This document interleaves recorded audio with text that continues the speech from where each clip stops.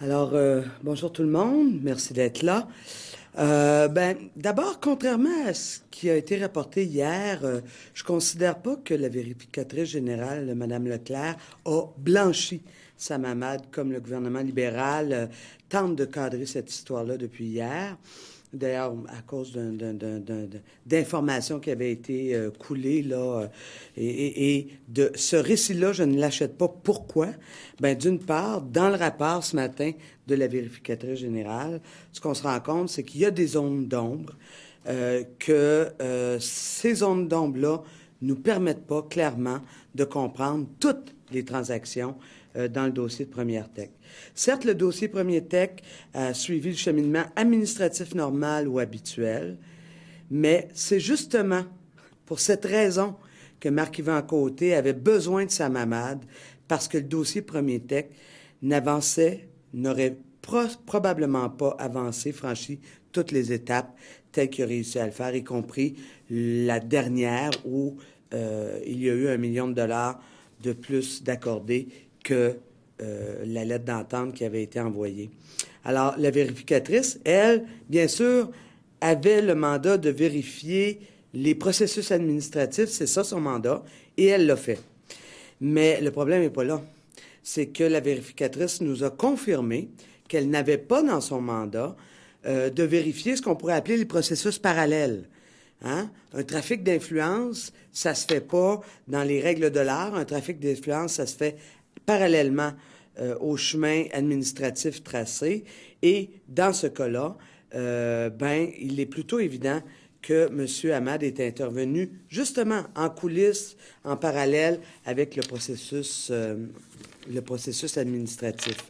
Pour pas se faire prendre, le processus administratif doit être respecté à la lettre, et ça, M. Hamad et M. Côté le savent très bien, et on peut dire que dans cette situation-là, ils ont bien réussi. Mais ça dit pas tout. Il demeure néanmoins plusieurs zones d'ombre, même dans le processus administratif. D'ailleurs, la VG a clairement déploré le fait qu'il n'existe pas de documentation qui supporte le passage de 7,5 millions à la clôture à 8,5 millions. Alors donc ça, il y a des problèmes, et dans ce dossier-là, bien, ça nous fait poser énormément de questions.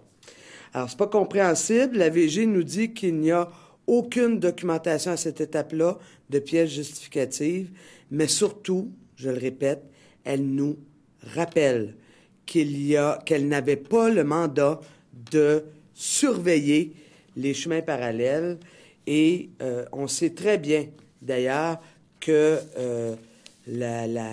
les gens qui sont au courant et qui veulent atteindre leur objectif savent très bien qu'ils doivent respecter les règles à la lettre et, parallèlement à ça, user de leur influence pour faire avancer le dossier et, à tout le moins, le faire conclure de la façon positive auquel ils aspirent. Il y a aussi des évaluations, ce que la VG nous disait. Le dossier qui a été présenté au Conseil des ministres s'appuyait sur des évaluations qui comportaient des chiffres erronés. Alors, c'est évident que quand tu présentes un portrait plus rose que la réalité, ben ça te permet de prendre des décisions qu'on peut considérer comme étant erronées. La VG nous dit aussi qu'elle n'avait pas à se pencher sur l'ensemble des courriels, mais par contre, et nous le savons tous et toutes, qu'il y a d'autres étapes qui s'en viennent, tant avec le vérificateur, avec le DGE, le directeur général des élections, qu'avec le commissaire aux lobbyistes, le commissaire à l'éthique. Il y aura là un regard qui doit être posé sur ce qu'on peut appeler le système parallèle, celui qui jette un œil sur ce qui n'est pas l'administratif, qui, lui, je le répète, a été vérifié par la vérificatrice générale, mais malgré tout, dans sa vérification, elle a identifié un certain nombre de zones d'ombre que nous devons mettre au jour. Je vous dirais, en terminant, que c'est déplorable que rapidement le gouvernement s'est mis à nous dire que M. Hamad était blanchi, puisque il le sait très bien que ce qui l'incrimine principalement, ce n'est pas le processus qui suit la règle de l'art, mais bien celui qui se passe en parallèle, ce qu'on appelle le trafic d'influence.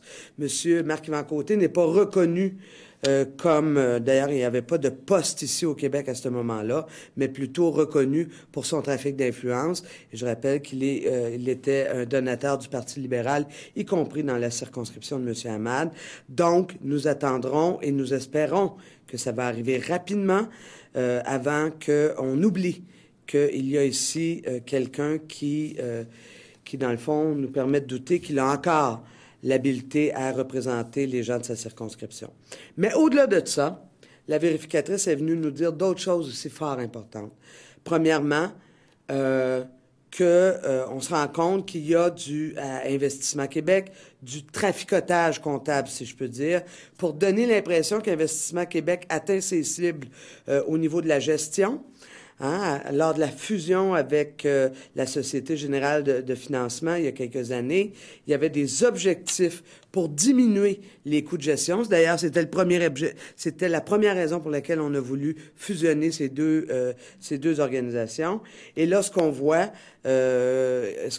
c'est que Investissement Québec disait avoir atteint les objectifs d'économie fixés pour justifier cette fusion, alors que dans les faits, il n'y a pas eu d'économie et on n'est même pas certain s'il n'y a pas eu une certaine augmentation.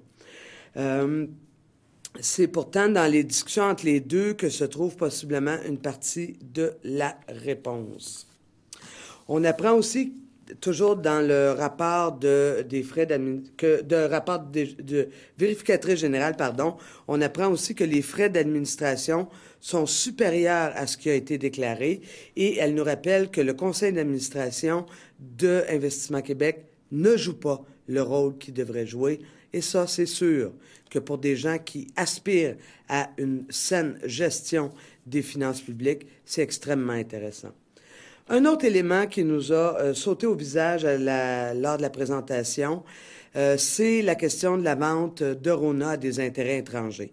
On se rappellera qu'il y a quelques semaines de ça, le Québec a été foudroyé par cette annonce de la perte de ce fleuron québécois aux mains des intérêts québécois pour des intérêts en fait des États-Unis. Bien, ce qu'on a appris ce matin, mais qui nous a été confirmé, c'est que c'est le Conseil des ministres qui a autorisé la vente des actions d'Investissement Québec, la vente des actions de RONA que possédait Investissement Québec. Alors là, ce que mon collègue Amir Kadir demandait au moment où cette nouvelle est sortie il y a quelques semaines, demandait une commission parlementaire pour faire la lumière. Pourquoi? Bien, je dirais que c'est encore plus probant depuis que la vérificatrice nous confirme que c'est ce qui s'est passé. C'est parce que on sent que ce gouvernement-là nous fait à croire qu'il veut soutenir l'économie du Québec, qu'il veut soutenir les sièges sociaux au Québec, mais qu'il y a par magie, il se passe à un moment donné des ventes aux intérêts étrangers. Mais par magie, ce matin, on a eu la confirmation qu'il s'appelle le Conseil des ministres, qui a autorisé donc la vente de nos actions, alors que le Québec aurait eu, si on n'avait pas autorisé cette vente-là, la minorité de contrôle qui aurait défait la possibilité de l'entreprise américaine Lowe's d'acheter RONA. Alors, le directeur général, en fait, le président-directeur général, M. Dutton, nous avait avisé qu'il y avait quelque chose qui ne fonctionnait pas. Nous avions à ce moment-là demandé une commission parlementaire pour faire, d'une part, l'éclairage sur la vente de RONA, mais aussi pour pousser plus loin ce gouvernement-là, pour qu'il nous dise où il entend aller en matière de garder ici au Québec les sièges sociaux et nos entreprises desquelles nous sommes si fiers. Alors, la vérificatrice a fait son travail. Nous allons analyser maintenant plus à détail, plus à fond, l'ensemble de ces recommandations. Mais je vous dis d'entrée de jeu que, ça ne permet pas au Parti libéral de dire que M. Hamad est blanchi. C'est pas ce qu'on comprend. 2, qu'en matière de la vente de RONA, il y a là quelque chose qui doit être approfondi par les parlementaires. Et 3, les problèmes qui ont été identifiés à Investissement Québec, on doit prendre ça en main et je pense qu'il relève des parlementaires de prendre leurs responsabilités. Merci.